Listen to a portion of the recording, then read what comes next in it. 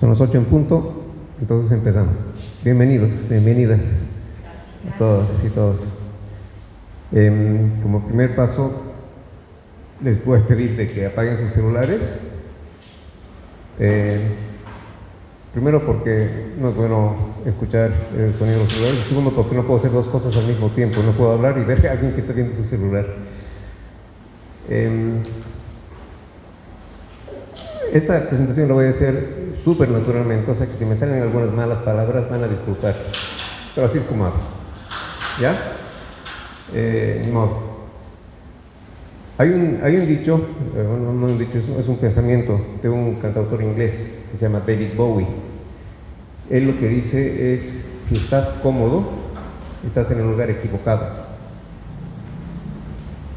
Y eso es lo que estoy tomando como un principio en esta etapa de mi vida.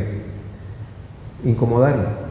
Ahora podía fácilmente estar en mi casa haciendo nada y haciéndome el ermitaño, porque es tan fácil hacerse el ermitaño.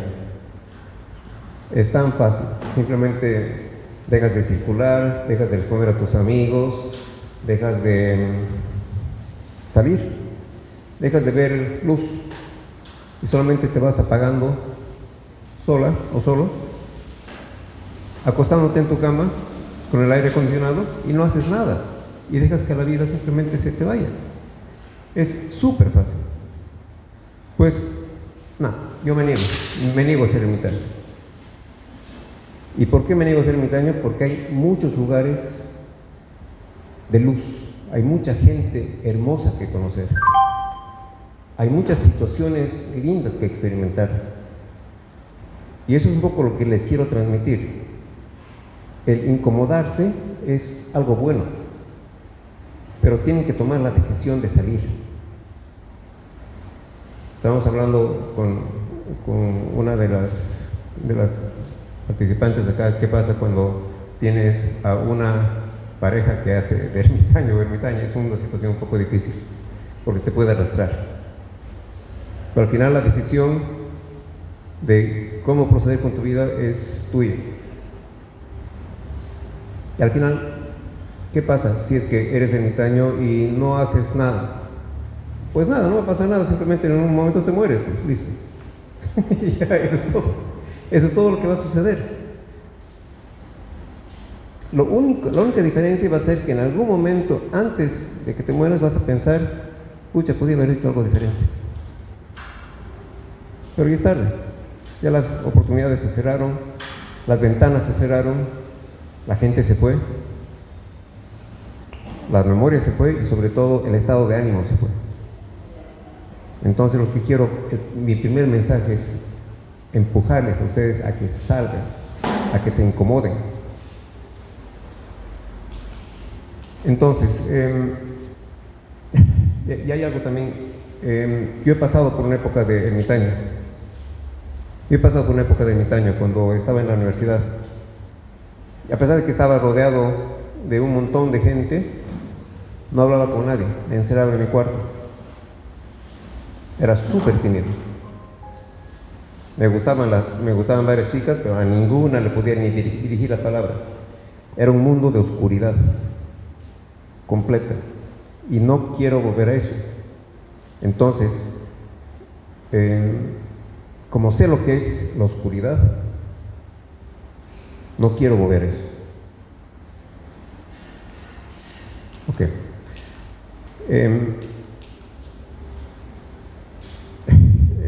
Hay un pensamiento que es sobre la cueva que les quiero contar. Esto es de Platón, es la cueva de Platón. Imagínense esto. Esto es una cueva donde al fondo hay unas personas que están atadas con grilletes, ¿okay? Que están encadenadas y que están viendo solamente a la pared del fondo, y en la pared del fondo ven las sombras de lo que está sucediendo afuera, porque desde afuera viene una luz, que es la luz del día, y hay animales, hay plantas que hacen sombras, y esas sombras se van proyectando en el fondo de la caverna. Y esas tres personas están encadenados al fondo de la caverna y solamente pueden ver las sombras de lo que está pasando, no pueden ver hacia atrás. Una de esas personas decide, bueno, tengo que ver qué más hay, y hace lo posible para sacarse de las cadenas y se libera. Y poco a poco va saliendo fuera de la caverna y ve luz y se enceguece, pero va avanzando más y llega afuera de la caverna y ve que esas sombras eran porque había algo que las generaba. Él dice, tengo que volver a la caverna para decirles a mis compañeros lo que he descubierto. Vuelve a la caverna y a sus amigos les dice, hay esto, tú estás equivocado, eso es imposible, eso no hay. Más bien quédate aquí sentado y siguieron viendo las sombras. Y él les insistía. Eso pasa cuando ves la luz y no hay quien te entienda de que estás viendo algo diferente. E incluso esas personas se pueden portar muy agresivas contigo y te pueden callar, pues tú estás seguro que estás viendo una luz. De eso se trata esa caverna de Platón.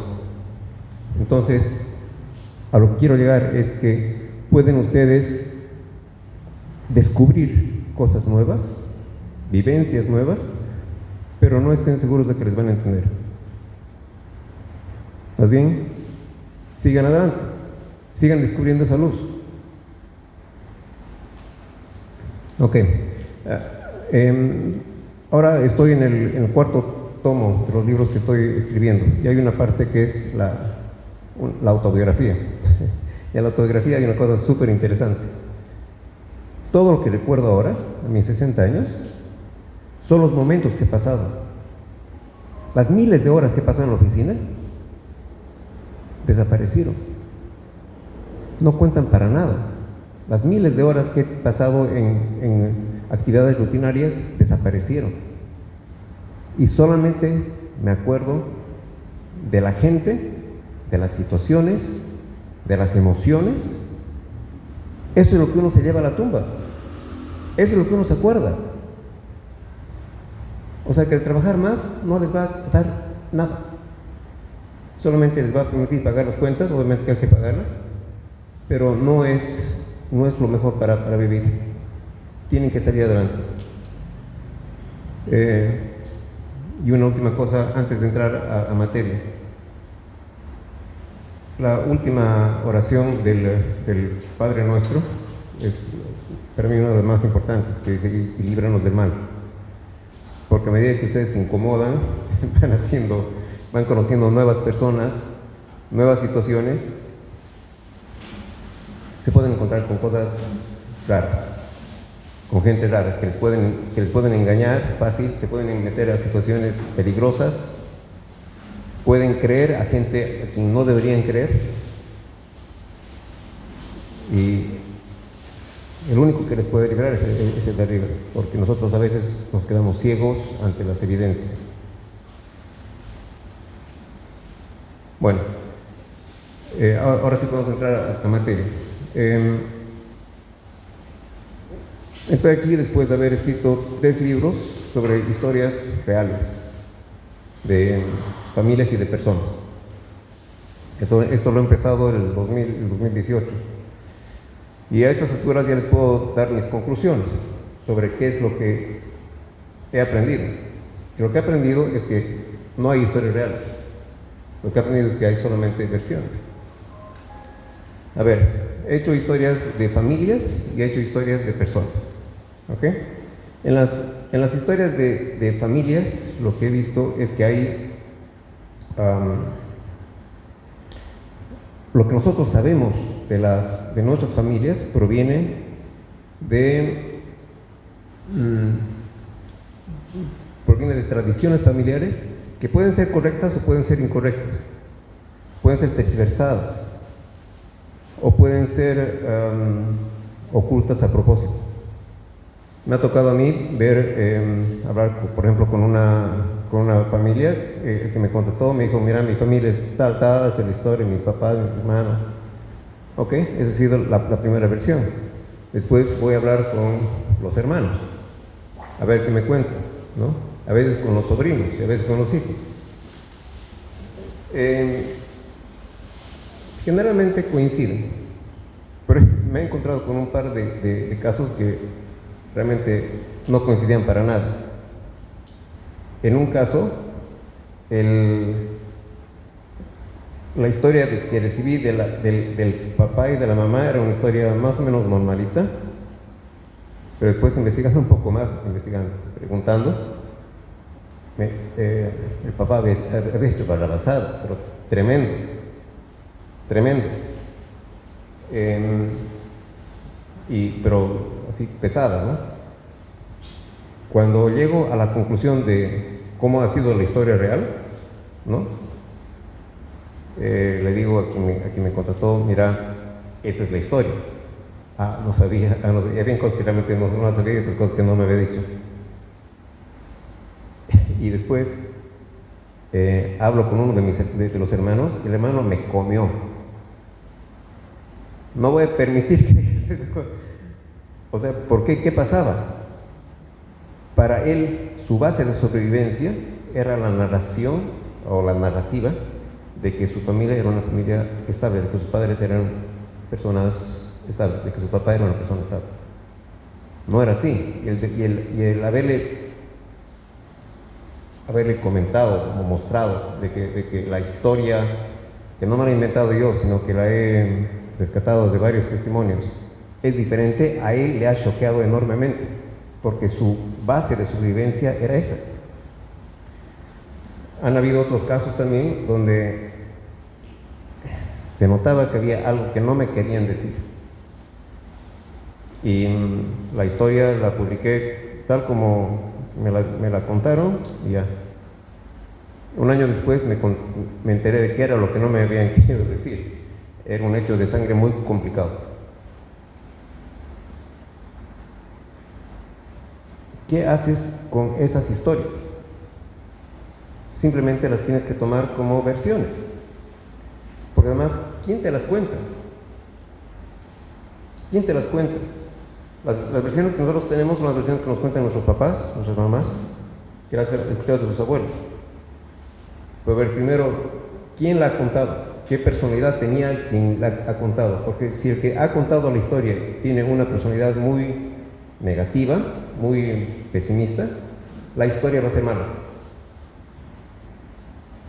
Si la persona que cuenta la historia tiene una personalidad más bien buena, su historia va a ser brillante, va a ser así jocosa. Y también hay otro punto. ¿Qué posición ocupaba esa persona dentro de la familia? Porque eso lo sabemos nosotros. Entre los hermanos mayores tienen una versión muy diferente a los padres, a los hermanos menores. Muy diferente. ¿Cuál es la versión real? No hay. Todas son versiones válidas.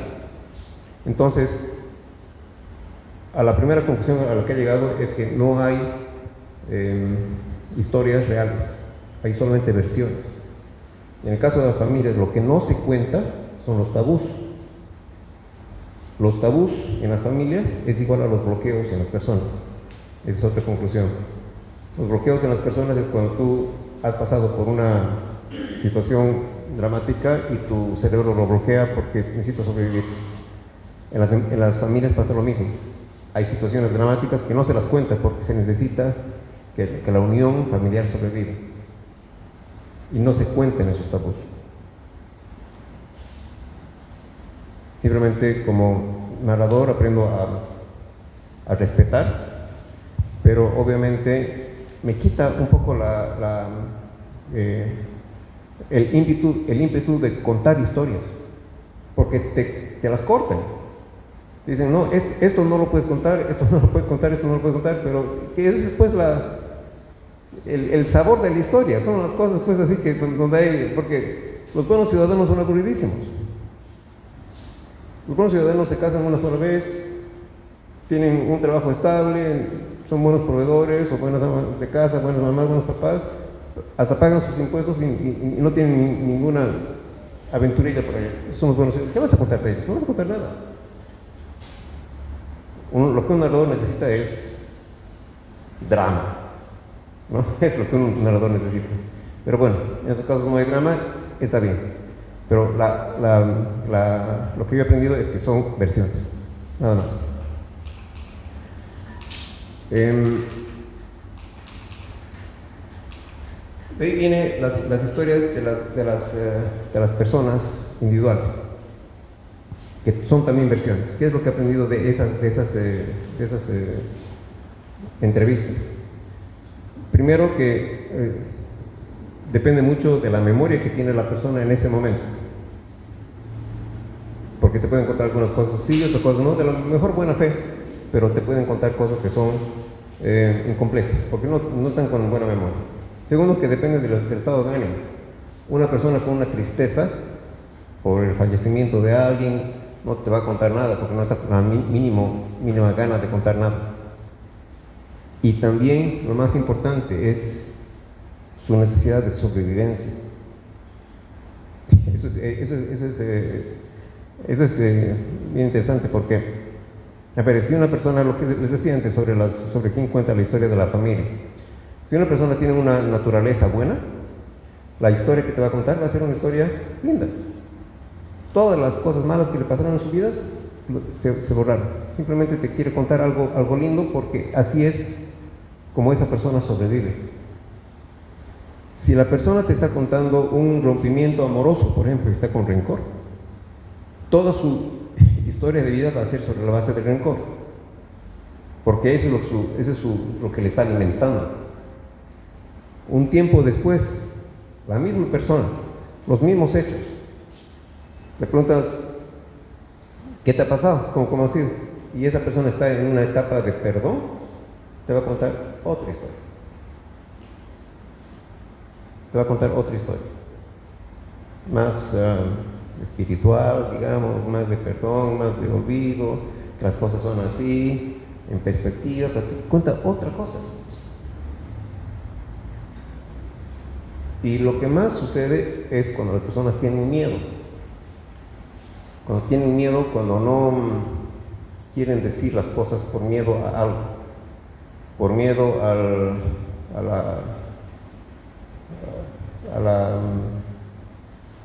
la cancelación social, que digan cómo has dicho eso, cómo te ha pasado eso. Tienes miedo a lo que puedan decir los de la familia, tienes miedo a los amigos, tienes miedo a no poder seguir adelante con tus propias cosas. No vas a poder, la historia no va a ser buena, simplemente va a ser una historia cortada. Entonces lo que les quiero decir es que no hay historias reales, hay solamente versiones. Incluso si es que a una persona le dices, ok, dame todo tu tiempo y te ponemos bajo una sesión de hipnosis profunda para que me cuentes absolutamente todo, hasta lo que te has olvidado. Te cuenta todo. Igual siguen siendo versiones, porque no sabes qué es lo que le ha pasado. O sea, si estás con una pareja, no sabes lo que le ha pasado a tu pareja cuando era niño, porque no te ha contado. No sabes lo que le ha pasado a tus padres, porque nunca te van a contar eso. No sabes toda la historia, es imposible saber todo. Entonces, el hecho de que solamente tengamos versiones y de aceptar que solamente tenemos versiones nos puede causar un poco un desequilibrio, porque necesitamos a veces algo de qué agarrarnos. Ahora, la pregunta es, ¿para qué saber esa información? ¿De qué me sirve esa información? ¿Me sirve mucho mirar al pasado? ¿Podemos vivir mirando al pasado todo el tiempo? No nos sirve de mucho, porque lo que necesitamos nosotros es vivir hacia el futuro. Eso es lo que necesitamos. No necesitamos saber mucho del pasado, porque si no nos vamos a empantanar. Por demás, nunca vamos a saber qué es lo que ha pasado, ni con nosotros mismos. Ahora que estoy escribiendo mi autobiografía, de repente me acuerdo de una cosa, de otra cosa, y te das cuenta de que hay muchas cosas que las has olvidado. Es imposible. Entonces, ¿de qué se trata esta charla? Se trata de cómo poder cambiar nuestras versiones hacia adelante, hacia el futuro. ¿Ok? ¿Y cómo hacemos eso? A ver, si nuestra versión actual se basa en miedos, nuestra versión al futuro va a seguir siendo de miedos. Si nuestra versión actual sobre cómo enfocamos nuestra vida es una versión donde estamos con mucho rencor, seguro que en los siguientes años vamos a seguir rencorosos. Y cuando tengamos de aquí a 20 años, cuando nos pregunten, a ver, contame tu vida, vas a contar una vida de rencor. Porque es una tendencia. Entonces, lo que yo creo que podemos hacer es ver cómo cambiar la versión nuestra hacia el futuro. No importa cuántos años tengamos. Una pregunta, señor Cristi. Lo que usted expresa es desde el punto de vista psicológico, filosófico, sociológico. Es de todo. Algunos me han preguntado si soy psicólogo, si soy filósofo, si soy teólogo. Esto es solamente en base a mi experiencia. Son solamente mis opiniones. ¿Ok? Y mis opiniones pueden cambiar cualquier momento, porque me he dado cuenta de que yo no sé nada. A medida que más avanzamos en nuestras vidas, nos damos cuenta de lo poco que sabemos. A medida que avanzamos, nos damos cuenta de que todo es relativo, de que no hay nada sólido. Entonces, yo lo que le estoy dando es en base a mis percepciones, a mis vivencias. Si acá hay psicólogos o hay, pues cuando hablemos algo de religión, si hay teólogos o hay filósofos, se puede ampliar muchísimo. Pero yo solamente le estoy dando lo que yo he visto y mis conclusiones, porque esto se basa también en cómo yo estoy enfocando mi vida ahora. Yo ahora tengo 60 años, tengo unos 20 años más para vivir y yo creo que puedo cambiar la versión de lo que he tenido hasta ahora. Ahora, ¿cómo estoy haciendo ese trabajo para mí? Estoy compartiendo. ¿Ok? Entonces, ¿cómo lo he pensado? Puedes cambiar tu versión hacia el futuro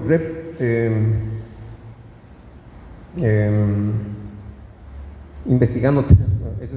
La parte que yo no creo que se pueda hacer es investigar más toda la parte del pasado para entender lo que ha sucedido en tu vida y después hacer un trabajo interno para poder solucionar tus problemas y seguir adelante con un nuevo empuje. El problema con eso es que no puedes encontrar la versión definitiva de las cosas porque es demasiado complicado. Es demasiado complicado. Nunca vas a poder saber las versiones. Entonces, la forma como yo creo que se puede cambiar la versión nuestra del futuro es imaginarnos una versión de cómo queremos que sea nuestra vida hacia el futuro y reinterpretar el pasado con la información que tenemos hasta ahora, sabiendo que la información que tenemos hasta ahora es una información limitada, porque no sabemos todo, es lo primero, no sabemos todo. Entonces, en base a la información que tenemos ahora, podemos reinterpretar lo que nos ha pasado para podernos proyectar hacia el futuro. Si queremos proyectarnos en una manera en que seamos más emprendedores, más metedores, más sociables, entonces interpretaremos todas las acciones que todo lo que hemos hecho en nuestra vida pasada, todo lo que nos han enseñado, para agarrar esos pequeños momentos en que hemos sido así, en que hemos visto a nuestros seres queridos ser así y los tomamos como ejemplos. Entonces lo reinterpretamos y con eso nos proyectamos. ¿Se entiende? ¿Entiende lo que quiero decir? Es reinterpretar. El objetivo es básicamente proyectarse hacia el futuro con una versión diferente a lo que ustedes tienen ahora, sin importar la edad que tienen. Pueden tener 70 años, 60 como yo, 50, 20, 30, no importa. Proyéctense hacia el futuro con una versión que sea deseable para ustedes, reinterpretando lo que han vivido hasta ahora y lo que saben de su familia y de ustedes.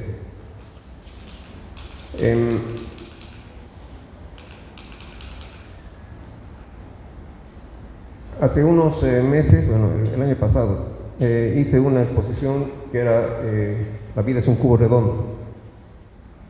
Y les explico de qué se trata esta versión. Lo que yo me imaginaba es que la vida es que nosotros estamos en un cubo, ¿ok? En un cubo, estamos encerrados dentro del cubo. En la parte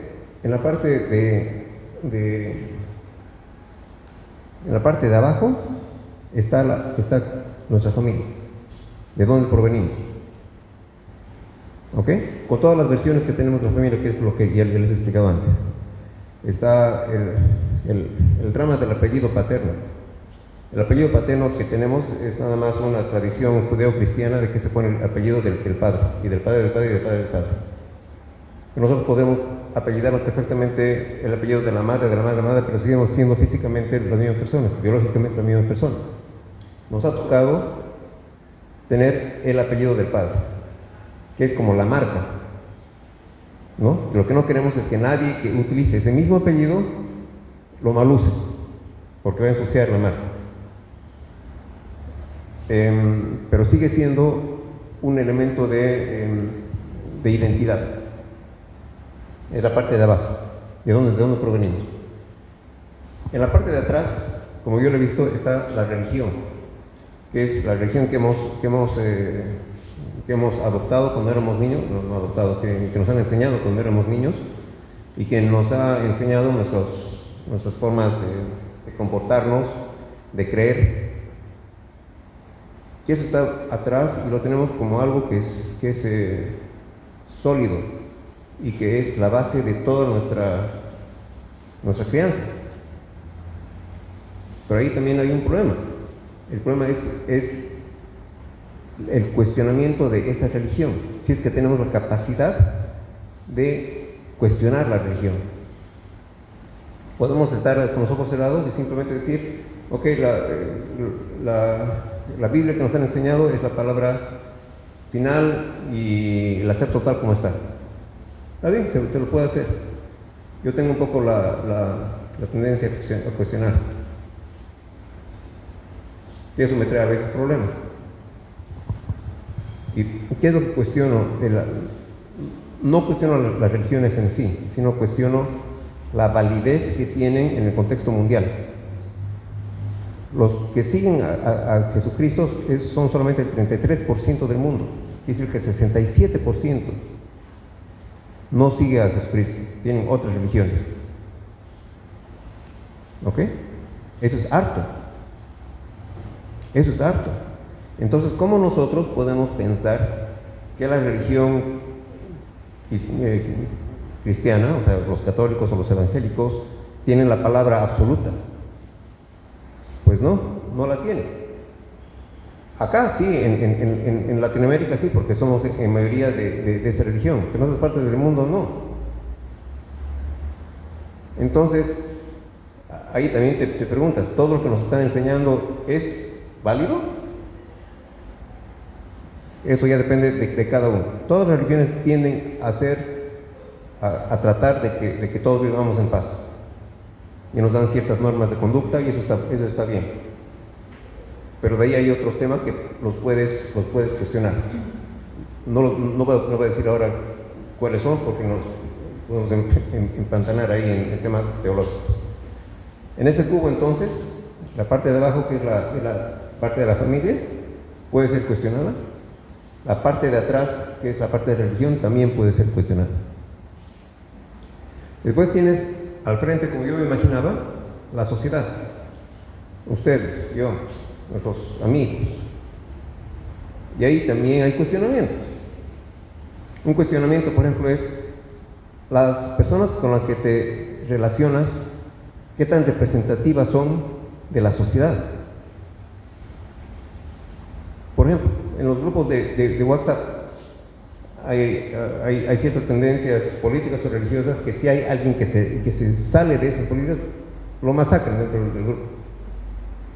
Es así, ¿no? Entonces empiezas a tener grupos que son iguales de pensamientos a ti. Y empiezas a tener como una caja de resonancia. Pero te preguntas, esos que están pensando igual a ti, ¿son representativos de todo lo que hay? Tus grupos de amigos, que todos son amigos porque son parecidos a ti, ¿no? ¿Tienen toda la verdad? Y si te reúnes siempre con los mismos amigos, hablando siempre de las mismas cosas, yo me pregunto si realmente eso me ayuda a mi desarrollo. La paso bien, está bien, pero ¿me ayuda? ¿Me expande? Son cuestionamientos, no digo que sea cierto o no. Yo lo único que quiero a salir de esta reunión es que se salgan de acá con más preguntas que respuestas, porque no les voy a dar respuestas. Lo que quiero es que se pregunten y que se cuestionen, ¿ok? Entonces, en este cubo, repasando, la parte de abajo es la religión, la parte de abajo es la familia, lo de atrás es la religión, la parte de adelante es la sociedad. ¿Qué es lo que hay a los lados? A los lados están las parejas. Unos lados están las parejas, tus parceiros, las personas con las que te has relacionado íntimamente y emocionalmente. Ellos también tienen sus limitaciones, también viven en sus propios cubos. Y a veces no lo reconocemos, a veces el cubo es solamente nuestro, pero ellos también están en sus propios cubos, ellos también tienen sus propios rollos. La pregunta que me hago es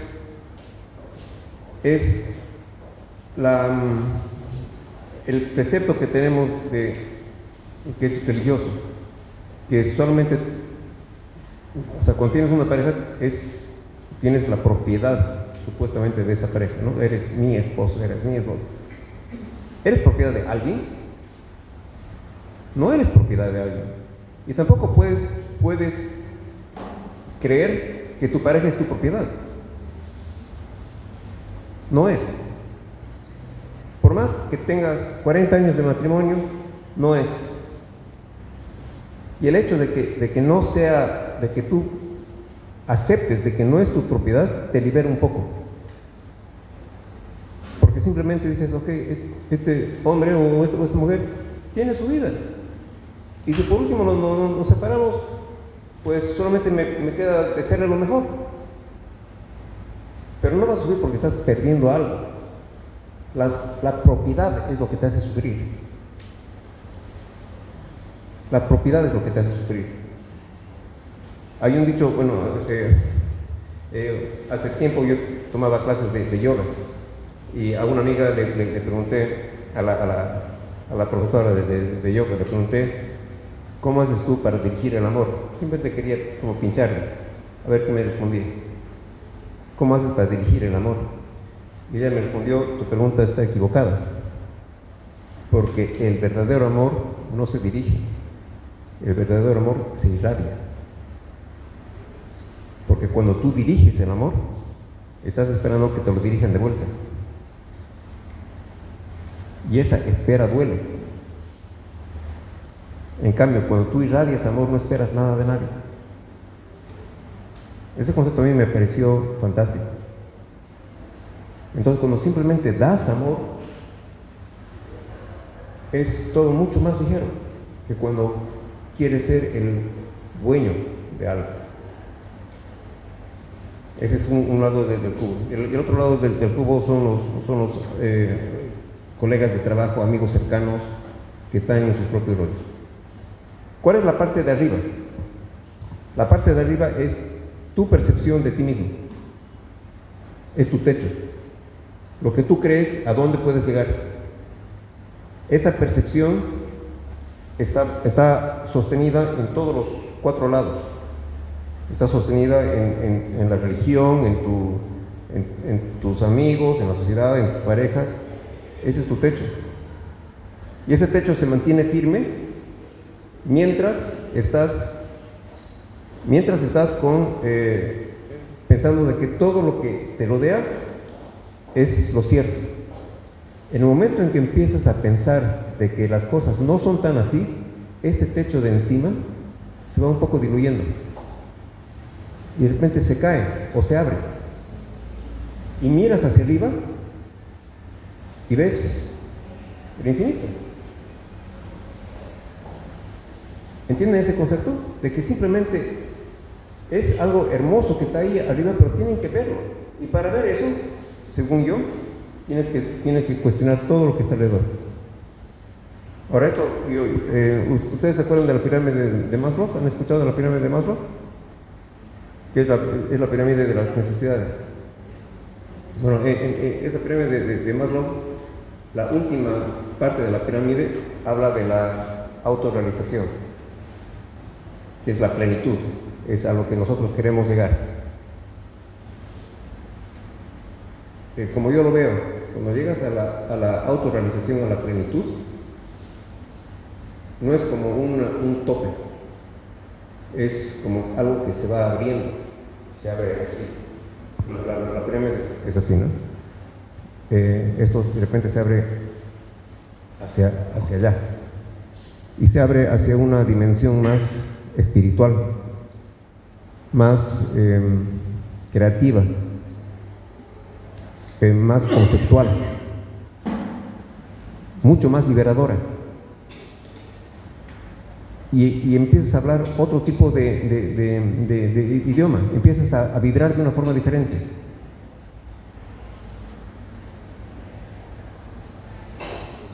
Eso es lo que les quiero comentar.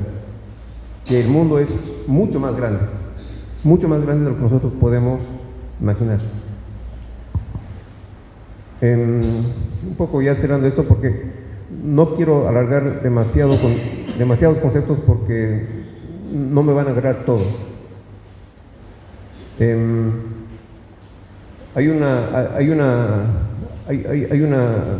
dilema filosófico que les voy a dar, que es el último concepto que les voy a dar. Okay, este dilema filosófico es sobre el barco de Tebos, creo. El concepto es este: tienes un barco nuevo que ha surgido por los mares